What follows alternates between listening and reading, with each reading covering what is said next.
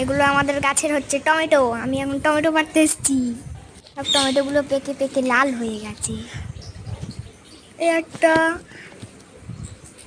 তলায় কেমন দাগ, একটা আর একটা পারবো, একটা আছে,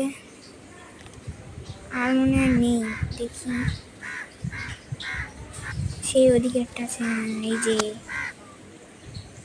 আর আমাদের ছাদে অনেক অনেক গাছ আছে।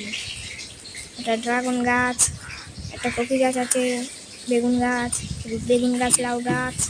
টমেটোগুলো একটা ফটো ঢোকাচ্ছি, চুপড়ি আনতে ভুলে গেছি।